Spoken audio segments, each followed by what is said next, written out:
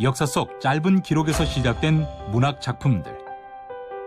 고전 소설에서 역사적 사실을 다루는 예는 굉장히 많습니다. 당대 역사 속에서 어떻게 치열하게 삶을 살았고 또 그들이 어떠한 사고방식을 하고 있었는지, 역사 속 인물들은 무엇을 위해 문학 작품의 주인공으로 다시 태어나게 된 것일까? 역사는 사실을 가지고 있고 문학은 그 역사라고 하는 사실에 허구를 덧붙여서, 그래서 작가가 생각하는 가장 타당한 진실을 찾곤 합니다. KTV 파워 특강. 임치균 한국학중앙연구원 교수의 강연을 통해 역사 속 인물들을 담아낸 문학 작품, 그 서사 속으로 들어가 본다.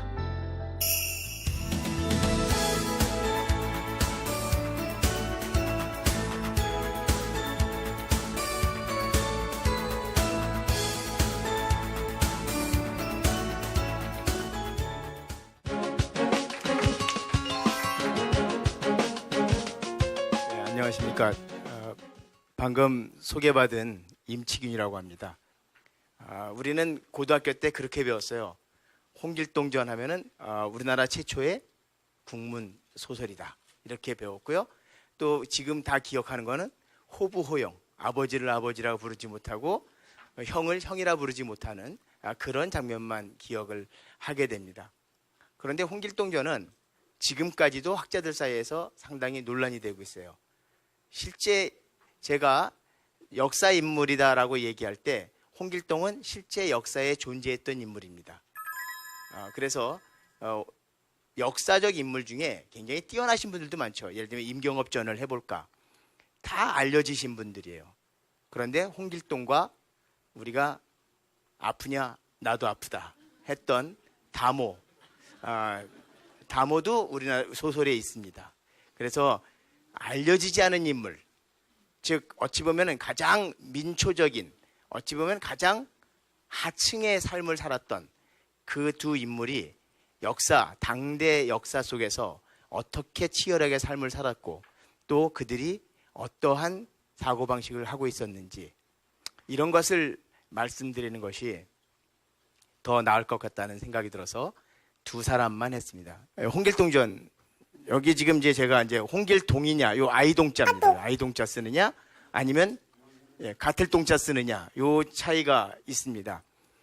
두 사람 다 역사에 실존하는 인물들입니다. 이 앞에 홍길동은 세종조 때의 그 홍일동이라고 하는 그 꽤 뛰어난 재상의 그 얼제라는 얘기는 첩이난 동생이란 뜻이죠. 그러니까 홍일동은 적자예요. 그러니까 본부인이란 아이고, 홍길동은 본부인이란 아이가 아니라 그 집안의 첩이난 아이죠. 얼제를 쓴 거 보니까 아마 엄마가 종이었을 겁니다. 그죠? 우리가 서얼이라고 할 때 이제 얼제, 얼이다 하면 이건 이제 종이 난 거니까 신분 차이가 엄청나게 많이 나는 거죠. 요 홍길동은 도둑놈입니다. 연산군 때 아주 유명했던 도둑이에요. 양반 복장을 하고 관할을 습격하고 했던 아주 실전, 조선왕조 실록에 나오는 도둑놈입니다. 이 홍길동이 잡혔을 때 많은 신하들이 연산군께 축하드립니다라고 할 정도로 국가의 큰 골칫거리였어요. 이 홍길동입니다. 이 두 사람이 있는데요. 이제 여기서 문제가 되는 게 최초의 국문 소설이냐 하는 게 문제가 됩니다. 현재 남아있는 홍길동전은 허균이 죽고 난 후에 한 250년 이후에 나온 것들이에요. 그러니까 현재 존재하는 것들은. 그러니까 허균 때의 모습은 지금 알 수가 없어요. 전혀 알 수가 없습니다. 그래서 250년 이후에 나온 소설이 한글로 돼 있다고 해가지고 최초의 한글 소설이다, 이렇게 얘기하기는 쉽지 않아요. 그리고 또 하나는 황윤석이라고 하는 분이 쓴 해동이적이라고 하는 책에 보면 이런 얘기가 나옵니다. 이 홍길동에 대해서 얘기를 해요. 홍길동이라는 사람은 홍일동의 얼제였는데 굉장히 능력이 뛰어났답니다. 아주 재주가 비범했대요. 그런데 이 사람이 깨달은 거예요. 조선에서는 첩의 자식으로서는 벼슬길에 나아갈 수가 없구나 깨달은 거예요. 뛰어난 능력을 펼칠 수가 없는 거죠. 그래서 이 사람이 해외로 나가버립니다. 홍길동전하고 비슷하죠. 여러분이 알고 있는. 해외로 나가요.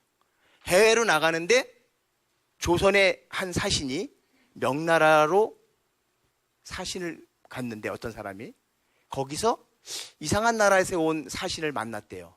근데 그 사람이 당신 성이 뭡니까? 그랬더니 자기 성은 홍자는 이렇게 보면 여기 물수변이 여기 있죠. 그죠?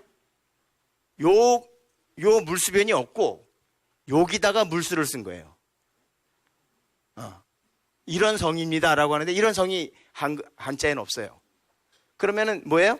요거를 떼어다가 여기다 붙인 거야. 그래서 아마도 이 사람들이 홍길동의 후손이 아니겠느냐 이렇게 얘기를 합니다. 그런데 홍길동이라는 사람이 해외로 나갔던 홍길동이라는 사람이 하루는 자기 형의 환갑잔치에 나타납니다. 우리나라 지금 홍길동 내용하고 비슷해요. 홍길동은 아버지 잔치에 나타나지만 근데 딱 나타나는데 보니까 남의 아래에 있는 사람 같지 않았다. 다른 사람의 아래에 있는 사람 같지 않았다. 이거는 이제 왕이라는 얘기겠죠. 그래서 홍길동이가 다시는 못 볼 것 같습니다 하고 떠나갔다. 그러면서 거기다 이렇게 써요. 허균 소작전 부족신 하족신. 허균이 지은 전도 믿을 수가 없는데 어찌 이야기를 믿을 수 있겠느냐. 그러면 과연 허균은 누구를 전우로 지었을까요? 얘일까요? 얘일까요? 얘를 가지고 썼다고 한 사람은 택당 이식이라고 하는 분입니다. 그분은 허균보다 조금 몇십 년 후대 사람이에요. 그러니까 동시대 살았다고 보면 되겠죠. 그러니까는 여러분들 나이에 이제 우리 처장님 나이 정도 됐겠죠. 허균이가 만약에 이식이 여러분 나이라면 이제 허균이는 이 처장님 나이 정도 됐을 텐데 그 사람은 이렇게 썼죠. 허균이 수어지를 모방해서 홍길동전을 지었다. 도둑놈을 찬양한 수어지를 모방해서 홍길동전을 지었는데 이 수어지를 지은 사람은 3대가 귀머거리가 됐다. 왜? 도둑놈을 높였기 때문에 응보를 받은 거다 이거죠. 그런데 허균은 역적의 제명으로 죽었으니 그 보답이 그 응보가 더 심하다 이렇게 썼습니다. 그래서 그 문제가 홍길동이냐 홍길동의 문제가 지금 학계에서 여전히 논란이 되고 있어요. 제 생각을 말씀드리자면 이거는 뭐 학자로서의 제 생각을 얘기하면 저는 이 홍길동이라고 생각을 합니다. 아무리 허균이 세상에 그 좀 급진적인 사고방식을 가졌다 하더라도 도둑놈을 전우로 쓰지는 않았을 것이라는 생각이 저는 크게 들어요. 우리는 뭐 이제 홍길동전에서는 가장 그 특이한 거는 태생적인 그 제약이죠.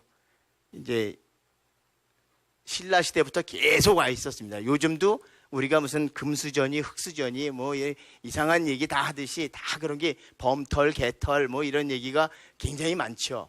그리고 예전에 그 살인자 그 탈주범이 제일 유명했던 말이 그 유전무죄 무전유죄입니다. 인천에서 인질극을 벌였어요. 다행히 제가 그때 어렸을 때 목격했습니다. 우리 집 근처였어요. 제가 인천에서 학교를 다녔는데 어렸을 때 거기 가서 구경도 했어요. 유전무죄 무전유죄라고 했습니다. 조선시대 신분제도는 이제 어머니 종모법이죠. 어머니의 신분을 따릅니다. 아버지 신분은 신경 안 써요. 아버지 신분을 따르면 다 양반이 되겠죠. 내가 양반이면 어머니가 누구든 거기서 난 아이를 양반으로 하면은 조선 전체가 양반이 될 거예요. 또 거기다가 어머니들은 자식을 사랑하는 마음이 너무 크다 보니까 그래 내 자식은 나처럼 종으로 살지 않을 거야 하면 어떻게든지 양반을 싹 꼬셔서 아들은 양반으로 살겠죠. 그러니까 이제 신분제도에서 완전히 이건 종모법으로만 살았던 거죠. 그래서 한 번 노비는 영원한 노비로 살 수밖에 없는 그런 시기였습니다. 홍길동전에서 제일 재밌는 것은 이거죠. 홍길동은 어쨌든 노비입니다. 홍판서가 춘성을 면천하면서 얼자로 신분이 변동이 돼요. 그런데 홍판서가 여기서 재밌는 부분이 있습니다. 홍길동전을 이제 여러분들이 다 내가 아는 거니까 한번 생각을 해보세요. 홍판서가 낮잠 중에 청룡이 달려드는 꿈을 꿉니다. 이게 태몽이죠. 우리나라 사람들은 태몽을 굉장히 중시 여깁니다. 우리나라만큼 지금까지도 부부가 임신을 했을 때 꿈이 뭐야? 라고 물어보는 나라가 없어요. 우리나라만 그렇습니다. 분명히 부부의 굉장한 뛰어난 힘든 노력으로 아이가 임신했을도 불구하고 마치 태몽으로 인해서 아이를 가진 것처럼 이렇게 생각한단 말씀이죠. 근데 홍판서가 청룡이 달려드는 꿈을 꾸면은 이거는 굉장히 뛰어난 인물이 태어날 거다라고 하는 것을 직감을 합니다. 그래서 이게 홍길동전에서 기가 막힌 말이죠. 홍판서가 기쁜 마음에 고운 손을 잡고 함께 잠자리에 들려고 하자 부인, 이건 정부인입니다. 첫 번째 부인이 얘기를 합니다. 상공께서 채통을 생각하지 않은 채 경박한 사람의 더럽고 추한 행위를 하려고 하시니 저는 따르지 않겠습니다. 말을 마치고는 손을 떨치고 나아갔다. 옛날 양반들은 이렇게 부부끼리 이렇게 은밀히 눈이 맞아서 이렇게 같이 잠을 잘 수 있고 이런 건 아니었어요. 이제 항상의 법도에 따랐으니까요. 근데 홍판서가 청룡 꿈을 꾸니까 너무 기쁜 나머지 그 법도를 다 어기고 자기 부인한테 간 거예요. 그것은 적자를 얻고 싶었던 거죠. 자신의 꿈에 따라서 적자를 얻고 싶었던 건데 여기서 오히려 여성 양반들의 법도 너 왜 이러니?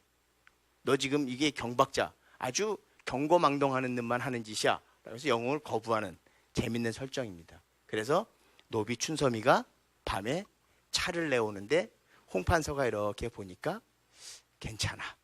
그래서 춘섬이와 하룻밤을 지내게 되는 겁니다. 노비한테 그럴 수 있느냐? 그럴 수 있어요. 노비는 사람이 아닙니다. 물건이고 재산이에요. 그래서 노비가 아이를 낳으면 그 노비를 거기서 키우기도 하지만 다른 집으로 보내기도 해요. 재산 팔듯이. 그런 식의 조선시대였던 거죠. 그러다 보니까 천한 신분과 다른 이율배반된 설정이죠. 천한 신분을 갖고 있는데 영웅으로 태어나는. 그래서 문제적 인물이 됩니다. 천하면서 뛰어나지 않으면 괜찮은데 천한데 너무 뛰어나요. 이게 이제 문제가 됩니다. 그런데 세상은 그 준비된 영웅을 인지하지 못합니다. 호부호영이 불가능하고요. 집에서는 다른 첩 초란이 홍길동이의 영웅성을 시기해서 죽이려고까지 합니다. 즉 홍길동은 뛰어난 영웅성을 가지고 있음에도 불구하고 어디에서도 용납될 수 없는 그런 존재가 되는 것이죠. 옛날 겁니다. 옛날 거. 1965년. 준비된 영웅은 가정을 벗어나야만 하는 상황이죠. 그런데 세상에 나온 홍길동에는 바로 이게 이제 중요한 문제인데요. 홍길동은 처음에 가정에서 갈등을 겪습니다. 그리고 밖에 나와서 사회에서 갈등을 겪습니다. 사회에서 갈등을 겪으려면 혼자선 싸울 수 없어요. 그래서 할빈당을 조직합니다. 할빈당 갔더니 얘네들이 스스로 자기네들을 영웅이라 그래요. 나는 영웅호걸이다. 영웅호걸이다. 첫 번째는 자화자찬일 수 있어요. 나 잘난 사람이야. 나 이런 사람이야. 이렇게 뻥튀기 하는 걸 수도 있고, 또 하나는 사회에 불만을 품고 그렇게 자처할 수도 있는 조직들입니다. 그러면서 돌을 옮기라 그래요. 큰 돌을. 아무도 못 옮긴다는 거죠. 이 돌을 옮긴다는 것은 우리가 문학적으로는 이제 인류학적으로, 민속학적으로 통가의례라고 합니다. 통가의례라고 하는 것은 이 존재가 그 일을 행함으로써 다른 존재로 태어나는 거. 그러니까 우리나라 단군 신화에서 왜 웅녀가 쑥과 마늘을 먹고 있다가 여자가 되는 거. 이런 것들이 일종의 통가의례죠. 심청이가 물에 빠졌다가 왕후가 되는 거. 이렇게 이제 어떤 고난의 과정을 거쳐서 새로운 존재로 탄생하는 것을 우리가 통가의례라고 하는데, 돌을 번쩍 들어 올리면서 활빈당에 두목이 됩니다. 그러면서 홍길동은 세 가지의 규율을 내세웁니다. 첫째, 백성을 수탈하는 관리들의 재산만을 빼앗겠다. 둘째, 가난한 사람들에 대해서는 절대 건들지 말아라. 그래서 활빈당이죠. 활빈당이라는 자체가 가난한 사람들을 살리는 물이다, 이런 뜻. 셋째는 국가의 재산에는 절대 손대지 않는다. 이런 세 가지 강령을 가지고서 활빈당 조직 생활을 하기 시작합니다. 그래서 제일 먼저 간 게 함경감사를 시발점으로 활동을 개시합니다. 함경감사를 먼저 칩니다. 거기 관할을 쳐서 재물을 다 갖고 와요. 왜냐? 백성들에게 가렴 주고 하는 존재다. 이래서 가져옵니다. 거기서 이제 우리나라는 홍길동은 초인을 만들어서 허수아비로 사람을 8명을 만들어서 자기를 만들어서 전국 팔도로 쫙 보내죠. 이게 이제 도수를 쓰기 시작하는 겁니다. 이 도수를 쓰는 것을 그냥 흥미로 볼 때 우리들은 이제 그런 거예요. 해리포터의 도수를 보면 굉장히 멋있어요. 그죠? 지팡이 같은 걸로 막 이렇게 하고 멋있는데 우리나라 소설은 그 정도로 멋있진 않지만 초인을 만들어서 딱 사람을 만들어서 전국으로 내보내요. 그 얘기는 뭐냐면 바로 홍길동이라는 존재가 하나가 아닐 수도 있다. 여럿이 언제든지 이 사회가 어렵고 힘들 때, 사회가 불평등할 땐 언제든지 전국 각지에서 나타날 수 있다. 즉 또 다른 집단의 형성을 의미하는 그런 모습입니다. 그런 의미를 갖게 되죠. 그런데 국가는 홍길동을 단순한 도적으로 인식해서 잡아들이려고만 합니다. 잡아들여라. 잡을 수가 없어요. 워낙 뛰어난 존재이니까. 그러면 국가가 제대로 된 국가라면 그런 뛰어난 존재를 써야죠. 근데 조선은 여전히 안 변했어요. 선천적인 태생을 가지고 사람을 쓸까 말까 고민했습니다. 허균이라는 사람이 굉장히 당시로서는 파격적인 말을 많이 했어요. 이제 허균이라는 사람이 한 파격적인 말 중에 이런 말이 있습니다. 남녀가 서로 사랑하는 것은 하늘이 나에게 주신 본성이고 남녀를 갈라놓은 것, 우리는 남녀 칠세 부동석 이런 얘기 했잖아요. 남녀를 갈라놓은 것은 성인이 가르치신 거다. 나는 성인의 가르침을 따를 바에는 애초부터 하늘이 주신 그것을 따르겠다. 그러니까 자유연애하겠다. 자유연애. 조선시대에서는 굉장히 파격적인 발언이죠. 그리고 그 사람이 한 또 파격적인 발언 중에 이런 말이 있어요. 하늘이 인재를 낼 때는 다 그 나라를 위해서 쓸 수 있게 낸 거다. 그런데 어찌하여 우리나라는 그 하늘이 낸 인재를 그렇게 버린단 말이냐. 하늘이 인재를 낼 때 너네 좋은 집안, 높은 집안이니까 인재를 많이 줄게. 너 저기 똥 푸는 장수니까 너는 인재 안 줄게. 이렇게 안 준다는 거예요. 하늘은 그냥 똑같은 인간으로 보고 인재를 내려주는데, 그래서 많은 인재들이 곳곳에 숨어 있는데 우리나라는 왜 가문을 보고 또 서얼이면 안 되고 첩의 자식이면 안 되고 왜 재혼한 자식이면 안 되고 그런 식으로 하느냐. 이것은 하늘이 내려주신, 우리나라를 위해 내려주신 인재를 버리는 것이다. 인재를 버려놓고서 어찌 하늘의 재앙이 두렵지 않겠느냐. 이렇게까지 얘기를 했어요. 요거랑 딱 맞는 얘기죠. 홍길동이는 대단히 뛰어난 인재인데 그거를 모르는 거죠. 그래서 오직 그냥 잡으려고만. 얘가 갖고 있는 능력이나 이런 걸 보지 않고 도둑놈이니까 잡아야 돼. 이렇게 얘기를 합니다. 여러 신하 가운데 한 사람이 아니었습니다. 길동의 소원이 병조 판서를 한번 지내면 조선을 떠나겠다는 것이라 하오니 제 소원을 한번 풀면 스스로 은혜에 감사할 것입니다. 요까진 좋아요. 병조 판서. 근데 그때를 다 잡는 것이 좋을까 합니다. 역시 잡아야 돼요. 요까지는 아주 멋있었어요. 근데 못 잡아요. 어떻게 잡습니까? 이 뛰어난 도술도 부리죠. 힘도 장사죠. 조직의 우두머리죠. 어떻게 잡습니까? 못 잡아요. 골칫덩어리예요. 그러니까 제거를 해야 돼. 바로 이것은 기득권의 사고방식이 얼마나 완고한가를 보여주는 거예요. 한번 이렇게 자기가 누리고 있는 거였으면 그걸 잘 안 내려놓으려고 합니다. 그래서 그거를 안 내려놓는 범위 내에서 어떻게 해보려고 굉장히 애를 써요. 이런 것들이 어찌 보면은 진정한 사회의 필요를 외면할 수도 있는 그런 부분이죠. 그래서 임금이 나중엔 안 되니까 병조판서로 부릅니다. 홍길동을.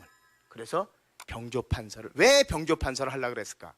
이건 군권을 잡는 거예요. 그러니까 서양의 어떤 그 역사학자가 그 얘기를 했어요. 한국은 참 이상하더라. 병조판서까지 하고 그러면 우리나라 그 병권을 다 잡은 사람이잖아요.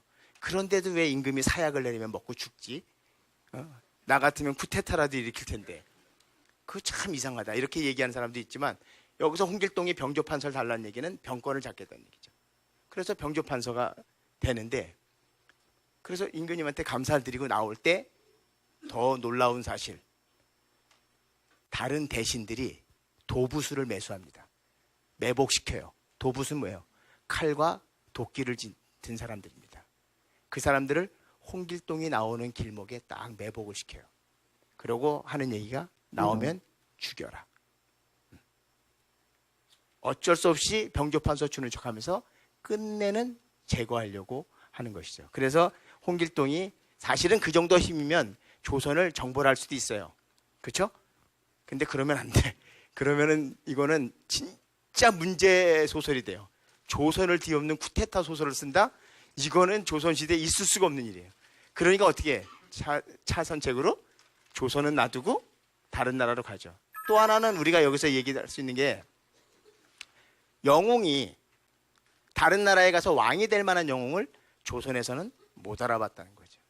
그래서 율도국 정벌을 합니다. 근데 처음에는 제도라는 섬으로 들어가요. 제도는 조그만 공간이라고 한다면 율도국은 하나의 국가예요. 제도에서 율도국 정벌하기 위해서 홍길동전에서는 그냥 뭐 휙 가서 정벌하는 게 아니에요. 철저하게 준비를 합니다. 농업에 힘쓰고 군사훈련 모기제하고, 또 홍길동에는 혼인을 합니다. 혼인을 했다는 얘기는 어린아이에서 성인으로의 변모를 의미하는 거죠. 모든 것을 그래서 단순 집단, 활빈당이라는 집단이 이제는 국가를 운영할 만한 독자적인 세력으로 성장한 그런 집단으로 변모하게 됩니다.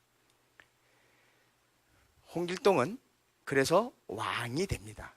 그런데 재밌는 것은 아버지의 그 무덤을 자기네 나라에 써요. 홍판서의 무덤을. 이건 굉장히 큰 얘기입니다. 얼자잖아요. 춘섬이가 노비였으니까. 그렇죠? 얼자의 신분에서 자기 아버지의 무덤을 조선에 쓰지 않고 율도교에 와서 썼다는 얘기는 자신이 그 홍씨 집안의 적통을 이어가고 있다는 걸 보여주는 거예요. 이게 한계일 수도 있어요. 왜냐하면 홍길동전을 쓴 사람이 이렇게 뛰어난 소설을 얘기하면서도 그 적통이나 이런 거에 끊임없이 고민하고 있었다는 거예요. 그건 왜 그러냐면 그만큼 그 시대를 살고 있던 사람들은 그 의식에 빠져 있었던 거예요. 이렇게 얘기를 합니다. 신이 전하를, 맨 마지막이죠. 조선 떠나기 전에 신이 전하를 받들어 만세를 모실까 하였으나 천한종의 몸에서 태어났기에 문간이나 무간의 모든 벼슬이 막혀 있습니다. 조선의 문제점입니다. 그래서 바로 내가 왜 이랬느냐, 나의 능력을 천하로 하여금 아시게 하려고 한 것이다. 이렇게 얘기를 하고 떠납니다. 조선은 위의 내용이 율도국이 정벌한 이후에도 전혀 바뀌지 않았습니다. 그런데 율도국은 도적이 사라지고 물자가 풍부해지고 신분적 불평등이 사라집니다. 그러니까 홍길동전은요, 실존 인물의 두 인물의 모습을 습합한 거라고 보면 돼요. 해외로 나간 홍길동과 도둑 홍길동의 모습이 후대에 가면서 섞여서 지금의 홍길동전이 만들어졌다고 보는 것이 가장 합리적인 추론일 겁니다. 애초에 해외로 나간 이야기가 있었고 또 도둑의 이야기가 있었고, 이 두 가지가 합쳐지면서 지금 우리가 알고 있는 홍길동전, 즉 두 역사 인물을 섞어서 지금의 문제의식을 갖고 있는 홍길동전을 만든 것이다. 그 다음에 이제 이 담오전에 대해서 아주 이제 조선 후기에 있었던 담오, 다모라고 하는 거는요, 관청에서 심부름을 하는 여종을 얘기합니다. 그러니까 어떤 직업군을 얘기하는 거죠. 포도청에도 다모가 있었죠, 당연히.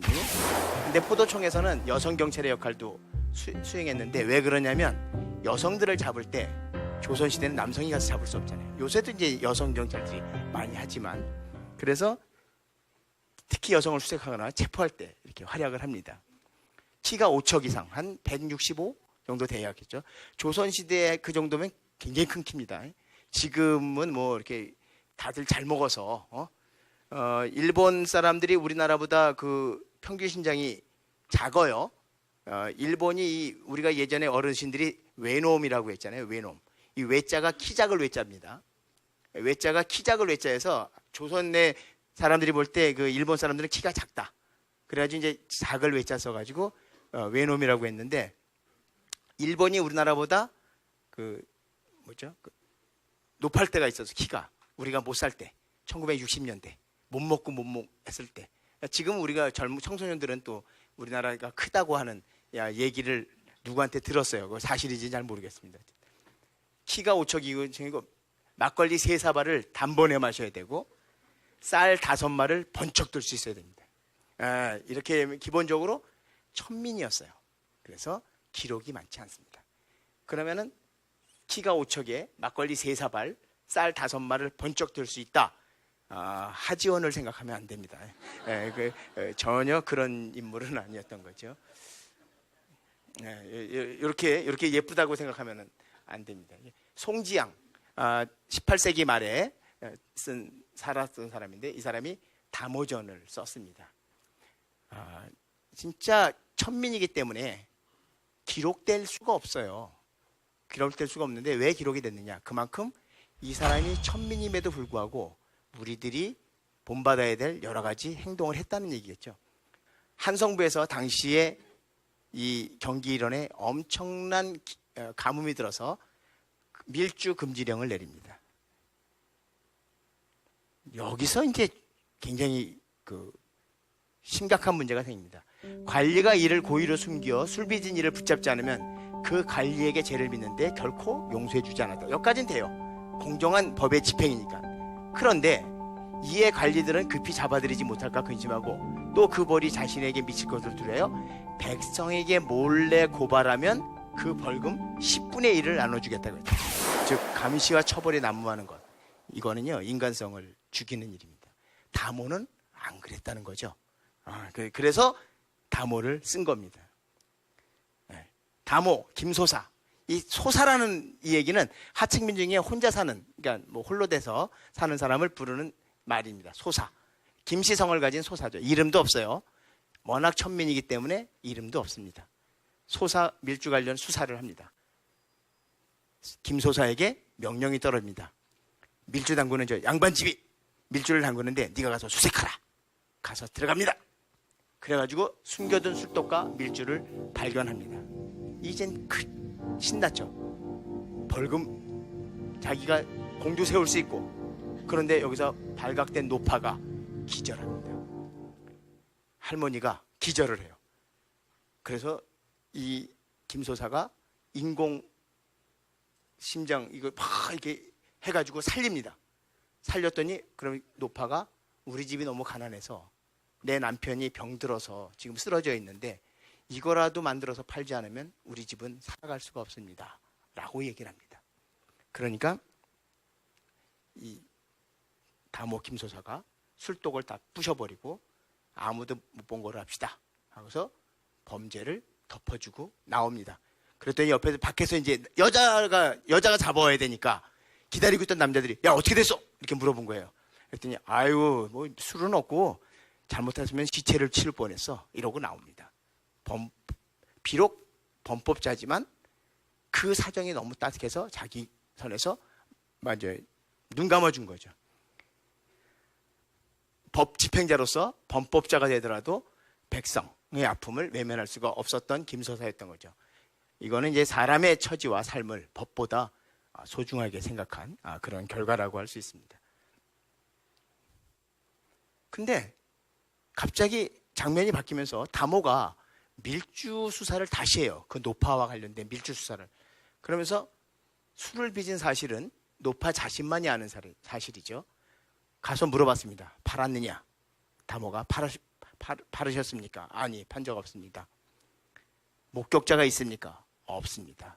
그런데 당신이 술을 만들었다는 것을 어떻게 알까요? 라고 했더니 이렇게 유일하게 성묘가는 시숙에게 아침밥이 없어서 술로 대신 주었다고 얘기를 합니다.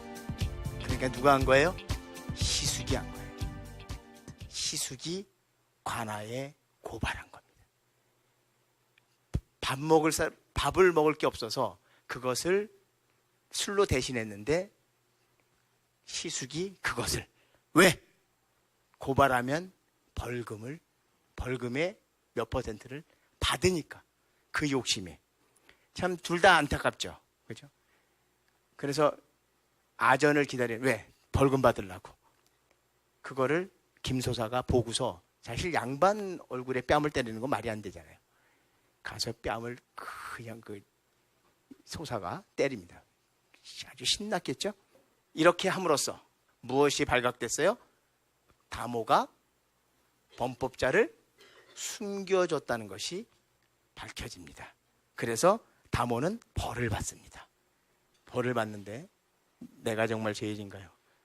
주부벼슬, 그걸 총괄하는 주부벼슬을 한 사람이 양로한다 그랬어요. 양로.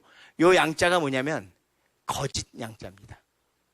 거짓으로 화난 척하는 거예요.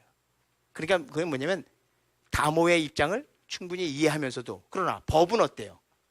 법은 이걸 처벌하지 않을 수 없잖아요. 그럼 기강이 무너지니까. 그래서 거짓 노합니다. 밀주자를 숨겨준 죄를 들어서 다모에게 곤장 20대. 그러면 이제 어떻게 때리냐면 치마를 다 입히고 물을 뿌려서 때리거나 뭐 이렇게 합니다. 엄청 아픕니다. 그 장처, 곤장 맞아서 이 죽는 사람이 많아요. 춘향이가 이제 10대 맞잖아요. 뭐 십장가 부르잖아요. 하나요 하면 뭐 노래 부르고 노래 부를 시간 없어요. 아파가지고.